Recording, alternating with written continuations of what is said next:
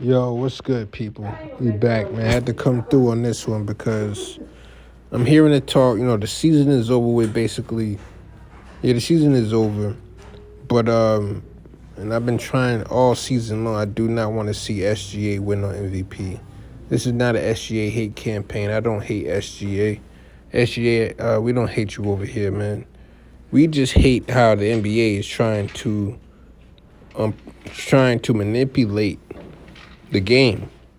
And basketball is the absolute greatest game put on earth. The chance of it, the possibility of it is so great on a second to second basis. And they're trying to manipulate that. You know what I'm saying? And we already exposed their magnetic rims. We exposed their magnetic rims. And there's a lot of other things I can't expose when it comes to the NBA, but I'm an NBA fan. I'm an NBA fan, and I want the NBA to keep thriving. But they keep pulling off these stunts. It's gonna fail and boom and bust. Now let me tell you, if SGA wins the MVP, what this would tell me?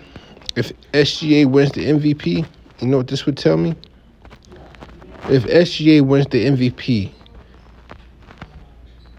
this tells me that white NBA GMs can manipulate and dictate awards for players on teams,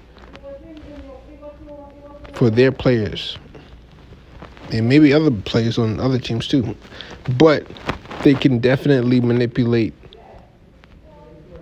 the voting so that their player can win the MVP. And I know a lot of people probably think that this happens already all the time and everything, paying for ad time, paying for people on TV to talk about you and everything like that. I know people believe that that's what it is for a lot of these previous MVPs, but it's not like SGA. But SGA is totally egregious because this has been a plan ever since Kevin Durant left OKC. Because before Kevin Durant left OKC, the slander on Russell Westbrook was not that high. It was high. It was high. I mean, they were slandering Russell Westbrook to protect Kevin Durant. When their careers are over, you will tell me who would you rather have. But so about 2-3 years before Kevin Durant leaves OKC, the media had been doing a smear campaign on Russell Westbrook for years already. Yeah. Like he's just a dumbass. He don't know what he doing out there. You know what I'm saying? He just try to play Russell Westbrook like he just be running around doing nothing. Like he just stupid out there, And with them doing that for years, it made it so that when they finally traded Russell Westbrook, it's gonna look like, oh man, you traded this great guy, you traded this MVP, but he was dumb. He was so dumb. He just makes so many dumb mistakes. He was MVP, but he was dumb. They get the sports media gets to play that role. You trade him for Chris Paul and the backup and his rookie backup, which was Shai Gilgeous-Alexander. The whole plan the whole time was for Shai.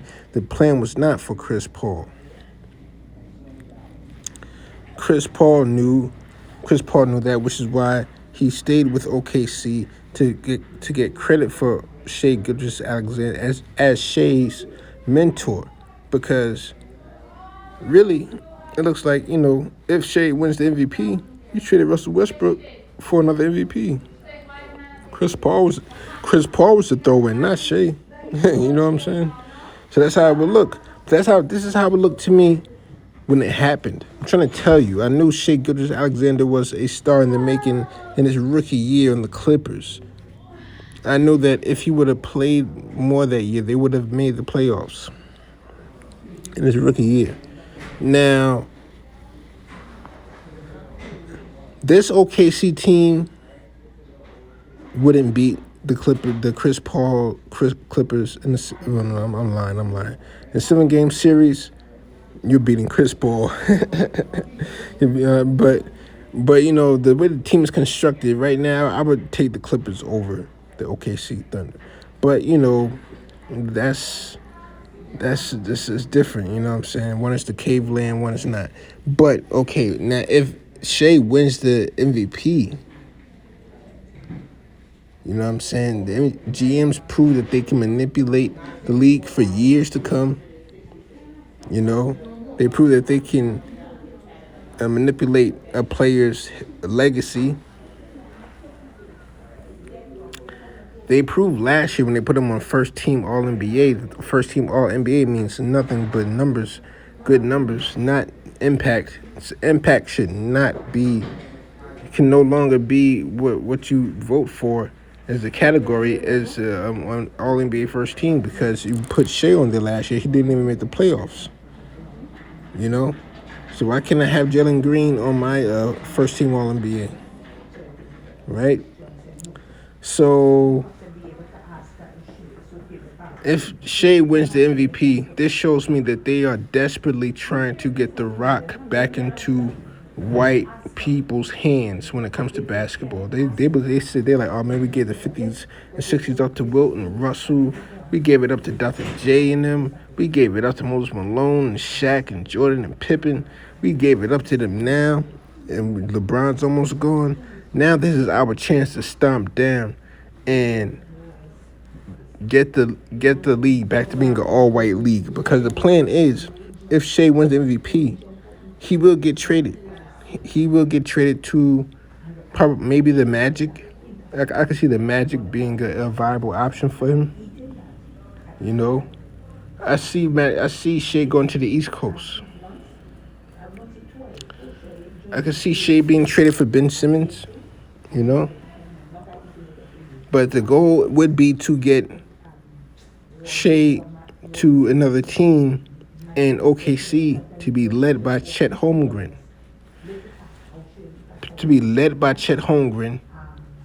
Josh Giddey on the side playing with teenage paws, you know, and they have two Jalen Williams on the team, so that makes all black people on there. Like, all black people in Oklahoma, y'all all look alike.